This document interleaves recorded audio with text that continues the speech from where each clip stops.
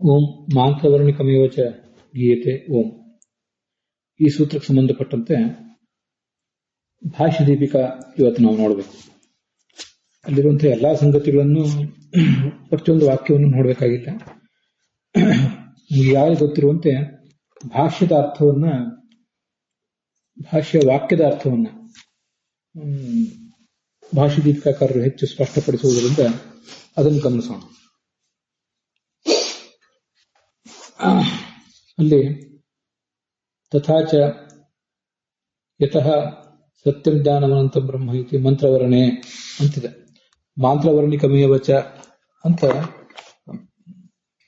ಪ್ರತೀಕ ಗ್ರಹಣ ಇದೆ. ಆ ಪ್ರತೀಕ ಗ್ರಹಣ ಆದ ಮೇಲೆ ಅಲ್ಲಿ ಒಂದೆರಡು ವಾಕ್ಯ ಇದೆ. ಆ ವಾಕ್ಯದ ಕುರಿತಾಗಿ ಗಮನಿಸಬೇಕು. ಮೊದಲು ಮಂತ್ರವರ್ಣೆ ಅಂದ್ರೆ, ಮಂತ್ರವರ್ಣ ಅಂದ್ರೆ ಬೇರೆ ಏನಲ್ಲ, ಮಂತ್ರದ ಅಕ್ಷರಗಳ ಸಮುದಾಯ ಅಂತ ಅರ್ಥ ಆಗ್ತದೆ. ಎಲ್ಲವೂ ಇಲ್ಲಿ ಬಂದಿರುವಂತಹ ಎಲ್ಲವೂ ಕೂಡ ಮಂತ್ರವರ್ಣಗಳೇ, ಮಂತ್ರಗಳ ಅಕ್ಷರಗಳ ಸಮುದಾಯಗಳೇ. ಇವೆರಡಕ್ಕೂ ಸತ್ಯಂ ಜ್ಞಾನ ಅನಂತಂ ಬ್ರಹ್ಮ ಅನ್ನುವ ಪದಗುಚ್ಛಕ್ಕೂ ಹಾಗೆ ಅನ್ನಮಯ ಪ್ರಾಣಮಯ ಇತ್ಯಾದಿ ಭಾಗಗಳನ್ನು ಹೇಳುವಂತಹ ಒಂದು ಸಮುದಾಯಕ್ಕೂ ವ್ಯತ್ಯಾಸವನ್ನು ತೋರಿಸಲಿಕ್ಕೋಸ್ಕರ ಅಲ್ಲಿ ಮಂತ್ರವರ್ಣ ಅಂತ ಹೀಗೆ ಹೇಳಿದ್ದಾರೆ ಅಷ್ಟೇ. ಮಂತ್ರವರ್ಣೆ ಅಂದ್ರೆ ಮಂತ್ರಾಕ್ಷರೆ ತದಾತ್ಮಕ ವಾಕ್ಯ ವಿಶೇಷ ಅಂತ ಅರ್ಥ. ಅದನ್ನೇ ನಾನು ವಾಕ್ಯಗಳ ಅಕ್ಷರಗಳ ಸಮುದಾಯ ಅಂತ ಹೇಳಿದ್ದೆ. ಅಲ್ಲಿ ಇತಿ ಮಂತ್ರವರ್ಣ ಲಕ್ಷಿತಂ ಅಂತಿದೆಯಲ್ಲ, ಆ ಮಂತ್ರವರ್ಣ ಲಕ್ಷಿತಂ ಅಂದ್ರೆ ಲಕ್ಷಣವರ್ತಯ ಪ್ರೋಕ್ತಮೇವ. ಲಕ್ಷಿತಂ ಅಂದ್ರೆ ಲಕ್ಷಣ ಉಳ್ಳದ್ದಾಗಿ ಯಾವುದು ಹೇಳಲ್ಪಟ್ಟಿದೆಯೋ, ಸತ್ಯತ್ವ, ಜ್ಞಾನತ್ವ, ಆನಂದತ್ವ ಮೊದಲಾದ ಲಕ್ಷಣ ಉಳ್ಳದ್ದಾಗಿ ಯಾವುದು ಹೇಳಲ್ಪಟ್ಟಿದೆಯೋ ಅದು ಅಂತ ಅರ್ಥ ಆಗ್ತದೆ. ಹೀಗೆ ಲಕ್ಷಿತಂ ಅಂದ್ರೆ ಲಕ್ಷಣ ಉಳ್ಳದ್ದಾಗಿ ವರ್ಣಿತವಾದದ್ದು, ಅದೇ ಬ್ರಹ್ಮವೇ, ಪರಮೇವ ಬ್ರಹ್ಮ, ಪರಬ್ರಹ್ಮವೇ ಇಲ್ಲಿ ವರ್ಣಿತ ಆಗಿದೆ ಅಂತ ಅದರ ತಾತ್ಪರ್ಯ. ಅಲ್ಲಿ ಮುಂದೆ ಶಬ್ದಾನುಸಂಧಾನ ಅಂತಿದೆ, ಶಬ್ದಾನುಸಂಧಾನಾತ್ ಅಂತಿದೆ. ಶಬ್ದಾನ ಸತ್ಯಂ ಜ್ಞಾನಂ ಅನಂತಂ ಅನಂತಂ ಇತ್ಯೇವಂ ರೂಪಾಣ ಅನ್ನಮಯಾದಿ ಶಬ್ದಾನ ಚ ಅರ್ಥಾನುಸಂಧಾನಾತ್. ಈ ಶಬ್ದಾನುಸಂಧಾನದೇನು ಅರ್ಥ? ಶಬ್ದಗಳ ಅನುಸಂಧಾನ ಅಂತ ಅರ್ಥ. ಶಬ್ದಗಳು ಅಂದ್ರೆ ಯಾವುದು? ಸತ್ಯ, ಜ್ಞಾನ, ಅನಂತ, ಇವೇ ಶಬ್ದಗಳು. ಮತ್ತು ಅನ್ನಮಯ, ಪ್ರಾಣಮಯ ಮೊದಲಾದ 5 ಶಬ್ದಗಳು. ಇವೆರಡೂ ಶಬ್ದಗಳ ಅರ್ಥಾನುಸಂಧಾನ. ಆ ಅರ್ಥಾನುಸಂಧಾನದಿಂದ ಹುಟ್ಟಿರುವ ಜ್ಞಾನದಿಂದ ಅಂತ ಅರ್ಥ. ಜಾತಾತ್ ಅನುಸಂಧಾನಾತ್ ಅಂದ್ರೆ ಏಕಾರ್ಥತ್ವ ಜ್ಞಾನಾತ್. ಶಬ್ದಗಳ ಅರ್ಥವನ್ನು ಚಿಂತನೆ ಮಾಡಿದಾಗ ಹುಟ್ಟಿರುವ ಜ್ಞಾನದಿಂದ ಅಂತ ಹೋದ್ರ ಅರ್ಥ.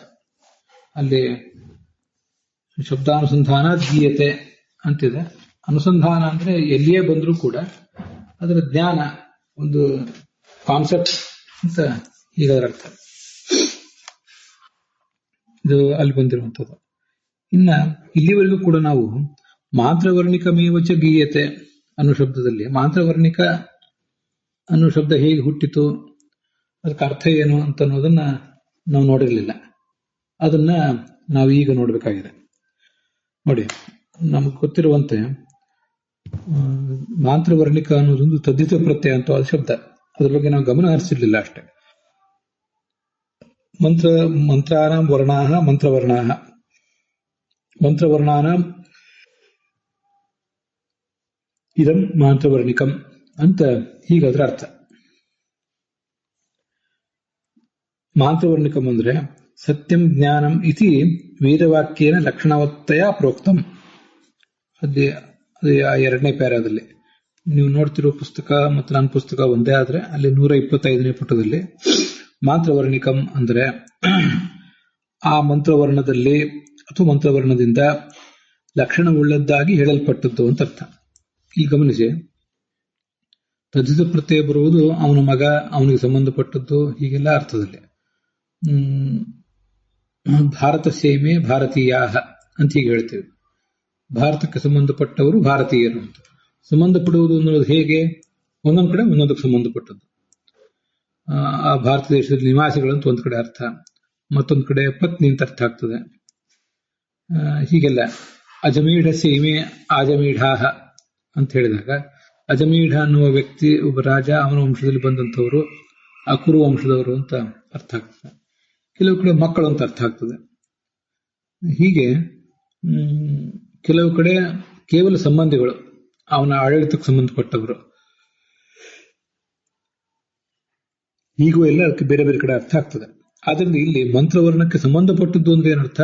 ಮಂತ್ರವರ್ಣದಲ್ಲಿ ವರ್ಣಿಸಲ್ಪಟ್ಟದ್ದು ಅಂತ ಅರ್ಥ. ಹೇಗೆ ವರ್ಣಿಸಲ್ಪಟ್ಟಿದೆ ಅಂದ್ರೆ ಲಕ್ಷಣವತ್ತಯ ವರ್ಣಿಸಲ್ಪಟ್ಟದ್ದು, ಇಂತಹ ನಿರ್ದಿಷ್ಟ ಲಕ್ಷಣವುಳ್ಳದ್ದಾಗಿ ವರ್ಣಿಸಲ್ಪಟ್ಟದ್ದು ಅಂತ ಅರ್ಥ. ಅಂಥ ಮಾಂತ್ರವರ್ಣಿಕವಾದ ಬ್ರಹ್ಮವೇ ಗೀಯತೆ. ಮತ್ತೆ ಅನ್ನಮಯ ಇತ್ಯಾದಿ ಶಬ್ದಗಳಿಂದಲೂ ಕೂಡ ವರ್ಣಿಸಲ್ಪಟ್ಟಿದೆ. ಆದ್ರಿಂದ ಎರಡಕ್ಕೂ ಸಮಾನವಾದ ಅರ್ಥ ಇದೆ ಅಂತ ಅದರ ಅರ್ಥ. ಹೀಗೆ ಮಂತ್ರವರ್ಣಾನಾಂ ಇದಂ ಮಾಂತ್ರವರ್ಣಿಕಂ ಅಂತ ಹೀಗಾಗ್ತದೆ. ಅಲ್ಲಿ ತದ್ದಿತ ಪ್ರತ್ಯಯ ಬಂದಿದೆ ಅಂತ ಅನ್ನೋದನ್ನು ಗಮನಿಸಬೇಕಷ್ಟ. ಅದಾದ್ಮೇಲೆ ಬ್ರಹ್ಮವಿತ್ ಪರಬ್ರಹ್ಮಜ್ಞಾನಿ ಪರಮಂ ಬ್ರಹ್ಮ ಆಪ್ನೋತಿ ಅಂತ ಒಂದು ಪ್ಯಾರಾಗ್ರಾಫ್ ಇದೆ. ಅದರಲ್ಲಿ ಸತ್ಯಪದೇನ ಉಕ್ತಂ, ಸತ್ಯ ಎಂಬ ಶಬ್ದಕ್ಕೆ ಗತಿ ಜೀವನ ನಾಶ ಹೀಗೆಲ್ಲ ಅರ್ಥಗಳು ಬಂದಿವೆ. ಅಲ್ಲಿ ಮತ್ತೆ ಕೊನೆಗೆ ಅನಂತ ಶಬ್ದೇನ ಉಕ್ತಂ, ದೇಶತಃ ಕಾಲತಃ ವಸ್ತುತಃ ಪರಿಚ್ಛಿನ್ನತ್ವಂ ಅಂತ ಹೀಗೆ ಇದೆ. ಅನಂತ ಎಂಬ ಶಬ್ದಕ್ಕೆ ಏನರ್ಥ? ಪರಿಚ್ಛೇದ, ಮಿತಿ ಇಲ್ಲದೆ ಇರುವುದು ಅಂತ ಅರ್ಥ. ಆ ಮಿತಿ ಇಲ್ಲದೆ ಇರುವುದು ಅಂದ್ರೆ ಅದು ಹೇಗೆ ಅಂತಂದ್ರೆ ಅದನ್ನೇ ಈ ದೇಶತಃ ಕಾಲತಃ ವಸ್ತುತಶ್ಚ ಅಪರಿಚ್ಛಿನ್ನತ್ವಂ. ಪರಮಾತ್ಮ ಅನಂತಹ, ಅವನು ಅನಂತನಾಗಿದ್ದಾನೆ. ಯಾಕೆಂದ್ರೆ ಪೂರ್ಣಾನಂದತ್ವ, ಪೂರ್ಣವಾದ ಆನಂದವುಳ್ಳವನಾದ್ರಿಂದ ಅವನು ಅನಂತನಾಗಿದ್ದಾನೆ ಅಂತ ಹೀಗಾದ್ರ ಅರ್ಥ. ಪರಮಾತ್ಮ ಅನಂತಹ ಪೂರ್ಣಾನಂದತ್ವ ಇತ್ಯಾದಿ ಆನಂದಮಯ ಶಬ್ದೇನ ಉಪಪಾದ್ಯತೆ. ಈ ಒಂದು ವಿಷಯವೇ ಆನಂದಮಯ ಎಂಬ ಶಬ್ದದಿಂದ ವರ್ಣಿಸಲ್ಪಟ್ಟಿದೆ ಅಂತ ಅರ್ಥ. ಇತಿ ಸತ್ಯಾದಿ ಶಬ್ದಾನಾಂ ಆನಂದಮಯಾದಿ ಶಬ್ದಾನಾಂ ಚ ಏಕಾರ್ಥತ್ವ ಅನುಸಂಧೇಯಂ. ಸತ್ಯ, ಜ್ಞಾನ, ಅನಂತ ಈ ಮೂರು ಶಬ್ದಗಳು ಮತ್ತೆ ಅನ್ನಮಯಾದಿ 5 ಶಬ್ದಗಳಿಗೂ ಸಮಾನವಾದ ಅರ್ಥ. ಇದು ನಮ್ಗೆ ಗೊತ್ತಿದೆ, ಈಗಾಗಲೇ ನೋಡಿದ್ದೀವಿ. ಅಲ್ಲಿ ದೇಶಾನಂತ್ಯ ಅಂದ್ರೆ ಏನರ್ಥ? ಶಬ್ದಗಳ ಪರಿಚಯ ಮಾಡ್ಕೊಳ್ಳಿಕ್ಕೋಸ್ಕರ ಇದನ್ನು ಓದ್ತಾ ಇದೀವಿ ಅಷ್ಟೇ. ದೇಶತಃ ಕಾಲತಃ ವಸ್ತುತಃ ಅಪರಿಚ್ಛಿನ್ನತ್ವವೇ ಅನಂತತ್ವ ಅಂತ ಬಂತಲ್ಲ, ದೇಶದ ದೃಷ್ಟಿಯಿಂದ ಅನಂತ ಅಥವಾ ದೈಶಿಕವಾಗಿ ಅನಂತ ಬ್ರಹ್ಮ ಅಂತಂದ್ರೆ ಅಲ್ಲಿ ಅನವಧಿಕ ಪರಿಮಾಣತ್ವ ಅಂತ ಅರ್ಥ. ಅವನಿಗೆ ಅವನ ಪರಿಮಾಣಕ್ಕೆ ಇತಿಮಿತಿ ಇಲ್ಲ, ಎಲ್ಲ ಕಡೆ ವ್ಯಾಪ್ತನಾಗಿದ್ದಾನೆ ಅಂತ ಅರ್ಥ. ಕಾಲತಃ, ಕಾಲದ ದೃಷ್ಟಿಯಿಂದ ಅನಂತ ಅಂದ್ರೆ ಅನವಚ್ಛಿನ್ನ ಸತ್ತಾಕತ್ವ, ಯಾವ ಕಾಲದಲ್ಲೂ ಅವನ ಅಸ್ತಿತ್ವಕ್ಕೆ ಧಕ್ಕೆ ಬಂದಿಲ್ಲ ಅಂತ ಅದು ಅರ್ಥ ಆಗ್ತದೆ. ಅನವಚ್ಛಿನ್ನ ಸತ್ತಾಕತ್ವ. ವಸ್ತ್ವಾನಂತ್ಯಂ ನಾಮ ಅಪರಿಚ್ಛಿನ್ನ ಸಂಖ್ಯಾ ಗುಣ ಕರ್ಮ ವಿಗ್ರಹತ್ವಂ. ಇಲ್ಲಿ ವಸ್ತುವಿನ ಅನಂತ್ಯ ಅಂತ ಇದರ್ಥ. ಅಪರಿಚ್ಛಿನ್ನ ಅಂದ್ರೆ ಮಿತಿ ಇಲ್ಲದ ಸಂಖ್ಯೆ. ಅವನಿಗೆ ಎಲ್ಲಾ ಸಂಖ್ಯೆಗಳು ಇವೆ, ನಮಗೂ ನಿಮಗಾದ್ರೆ ಯಾವುದೋ ಒಂದು ಸಂಖ್ಯೆ ಮಾತ್ರ. ಆದ್ರೆ ಅವನಿಗೆ ಅಪರಿಚ್ಛಿನ್ನವಾದ ಸಂಖ್ಯೆ ಇದೆ, ಗುಣವಿದೆ, ಕರ್ಮವಿದೆ, ಹಾಗೆ ವಿಗ್ರಹವೂ ಕೂಡ ಇದೆ. ಅದು ವಸ್ತ್ವಾನಂತ್ಯ ಅಂತ ಅನ್ನೋದಕ್ಕೆ ಅರ್ಥ. ಅದನ್ನು ಕೂಡ ಭಾಷೆ ದೀಪಿಕಾದಲ್ಲಿ ಗುರುತಿಸಬೇಕು. ಮುಂದೆ ವಸ್ತುತಃ ಅನಂತ್ಯ ಅಂದ್ರೆ ಅಪರಿಚ್ಛಿನ್ನ ಸಂಖ್ಯಾ ಗುಣ ಕರ್ಮ ವಿಗ್ರಹವತ್ವ ಅಂತಿದೆ. ಅದನ್ನ ನಾನು ಅಪರಿಚ್ಛಿನ್ನವಾದ ಸಂಖ್ಯೆ, ಗುಣ, ಕರ್ಮ ಮತ್ತು ವಿಗ್ರಹ ಅಂದ್ರೆ ಶರೀರ ಅಂತ ಹೀಗೆ ಅರ್ಥ ಮಾಡಿದೆ. ಅದಕ್ಕೆ ಹಿರಿಯ ಜ್ಞಾನಿಗಳಾದವರು, ನಮ್ಮ ಗುರುಗಳು ಮೊದಲಾದವರೆಲ್ಲ ಅಪರಿಚ್ಛಿನ್ನವಾದ ಸಂಖ್ಯೆಯುಳ್ಳ ಗುಣಗಳು, ಕರ್ಮಗಳು, ವಿಗ್ರಹಗಳು ಈ ಮೂರನ್ನು ಹೇಳುವುದು ಉದ್ದೇಶ. ಗುಣಗಳನ್ನು, ಕರ್ಮಗಳನ್ನು ಮತ್ತು ಅಂದ್ರೆ ರೂಪಗಳ, ವಿಗ್ರಹ ಅಂದ್ರೆ ರೂಪ, ಇವು ಮೂರು ಅಪರಿಚ್ಛಿನ್ನವಾದ ಸಂಖ್ಯೆ ಉಳ್ಳವುಗಳಾಗಿವೆ ಅಂತ ಹೀಗೆ ಮಾಡಿದರೆ ಅದನ್ನು ಸ್ವಲ್ಪ ತಿದ್ದುಕೊಳ್ಬೇಕೆಲ್ಲರೂ ಕೂಡ. 127ನೇ ಪುಟದಲ್ಲಿ ಸಂದೋಹ ಅಂತಾನೆ ಬರೆದಿದ್ದಾರೆ ಜಗನ್ನಾಥ ತೀರ್ಥಗಳು ಕೂಡ. ಅದನ್ನು ಗಮನಿಸಬಹುದು. ಅಲ್ಲಿ 2 ರೂಪಗಳ ಬಗ್ಗೆ ವರ್ಣನೆ ಬಂದಿದೆ ಅಂತ ಹಿಂದೆ ಹೇಳಿದ್ದೆ. ಪೂರ್ವಸ್ಮಿನ್ ಪಕ್ಷೆ ನಾರಾಯಣಸ ಶೀರ್ಷತ್ವ. ಹಿಂದಿನ ಒಂದು ರೂಪದ ವರ್ಣನೆ ಮಾಡುವ ಪ್ರಸಂಗ ಬಂದಾಗ ನಾರಾಯಣ ಅಲ್ಲಿ ತಲೆ ಆಗ್ತಾನೆ, ವಾಸುದೇವ ಅಲ್ಲಿ ಮಧ್ಯ ದೇಹ ಆಗ್ತಾನೆ. ಈ ಪಕ್ಷದಲ್ಲಿ ತದಂಶೆ ವೈಪರೀತ್ಯಂ, ಅದು ಅವೆರಡು ಕೂಡ ವಿಭಿನ್ನವಾಗಿದೆ, ಸ್ಥಾನ ಎಕ್ಸ್ಚೇಂಜ್ ಮಾಡ್ಕೊಂಡಿವೆ ಅಂತ ಹೀಗೆ ಅದರ ತಾತ್ಪರ್ಯ. ಐಶ್ವರ್ಯಾತ್ ಎಂಬುದಕ್ಕೆ ಈಶ್ವರ ಸಾಮರ್ಥ್ಯಾತ್ ಅಂತ ಅರ್ಥ. ಅದನ್ನು ಕೂಡ ನಾವು ಭಾಷ್ಯ ದೀಪಿಕಾದಲ್ಲಿ ಗುರುತಿಸಬಹುದು. 128ನೇ ಪುಟದಲ್ಲಿ ಅಪ್ರಮೇಯ ಕುತಃ ಪ್ರಮಾ ಅಂತಿದೆ. ಅಪ್ರಮೇಯ ಅಂದ್ರೆ ಈ ಹಿಂದೆ ಹೇಳಿದ್ದೇವೆ, ಅದನ್ನು ಭಾಷ್ಯ ವಾಕ್ಯದಲ್ಲಿ ಕಾಣುವುದು ನಮ್ಮ ಉದ್ದೇಶ. ನಮಗೆ ಗುರುತು ಮಾಡಿ ಇಟ್ಕೊಂಡಿದ್ರೆ ನಾವು ಮುಂದೆ ಅನುವಾದ ಮಾಡುವಾಗ ಸುಲಭ ಆಗ್ತದೆ. ಅಪ್ರಮೇಯ ಅಂದ್ರೆ ದೇಶ, ಕಾಲ, ಗುಣ ಈ ಮೂರು ದೃಷ್ಟಿಯಿಂದಲೂ ಮಿತಿರಹಿತ ಅಂತರ್ಥ. ಅಂತಹ ಭಗವಂತನಲ್ಲಿ ಪ್ರಮಾ ಅಂದ್ರೆ ಯಥಾರ್ಥ ಜ್ಞಾನ ಅಂತ ಅರ್ಥ ಅಲ್ಲ. ಏತಾವದೇವ ಸಾಮರ್ಥ್ಯಂ ನ ತಥೋ ಅಧಿಕಮಿತಿ ಶಕ್ತಿ ಪರಿಚ್ಛೇದ. ಅವನ ಸಾಮರ್ಥ್ಯವಿಷ್ಟೇ ಇದೆ, ಇಷ್ಟು ದೇಶದಲ್ಲಿ ಮಾತ್ರ ಇದ್ದಾನೆ, ಇಷ್ಟು ಕಾಲದಲ್ಲಿ ಮಾತ್ರ ಇದ್ದಾನೆ, ಇಷ್ಟು ಗುಣ ಕರ್ಮ ಮತ್ತು ಸ್ವರೂಪಗಳು ಮಾತ್ರ ಇವೆ ಅಂತ ಅವನ ಶಕ್ತಿ ಮೊದಲಾದಕ್ಕೆ ಪರಿಚ್ಛೇದ ಮಿತಿಯನ್ನು ಹಾಕುವುದು ಯೋಗ್ಯವಲ್ಲ ಅಂತ ಅರ್ಥ. ತತ್ತತ್ಸಾರಭೂತಂ ಅಂತ ಭಾಷ್ಯ ವಾಕ್ಯದಲ್ಲಿ ಇರ್ತದೆ. ತತ್ತತ್ಸಾರಭೂತಂ ಅಂತ ಹೀಗೆಲ್ಲ ಬಂದ್ರೆ ಅದಕ್ಕೆ ಆಕಾಶಾದಿ ಪದಾರ್ಥಗಳಿಗಿಂತಲೂ ಶ್ರೇಷ್ಠವಾದ, ಆಕಾಶಾದಿ ಪದಾರ್ಥ ಶ್ರೇಷ್ಠಭೂತಂ ಅಂತ ಅದಕ್ಕರ್ಥ. ಅದು 129ನೇ ಪುಟದಲ್ಲಿದೆ. ಚಿನ್ಮಾತ್ರ ಅಂದ್ರೆ ಚೈತನ್ಯ ಸ್ವರೂಪವಾದ ಜ್ಞಾನ ರೂಪವಾದ ಬ್ರಹ್ಮ ಅಂತ ಹೀಗದರ ಅರ್ಥ. ಅದರ ನಂತರ 131ನೇ ಪುಟದಲ್ಲಿ ಅತಏವ ತೃತೀಯೇ ಸ್ಥಾನಭೇದಾದ ಐಶ್ವರ್ಯಾಚ್ಚ ಇತಿ ಭಾಷ್ಯೆ ಸ್ಥಾನಭೇದಾಖ್ಯಂ ಹೇತ್ವಂತರಂ ಅವಿಹಿತಂ. ಈ ತೈತ್ರಿಯ ಭಾಷ್ಯೇತು ಭೇದಾಭಾವೇಪಿ ಸಂಖ್ಯಾ ವಿಶೇಷಯುಕ್ತತ್ವಾತ್ ಅನ್ಯತ್ವೋಕ್ತಿ ಇತ್ಯುಕ್ತಂ.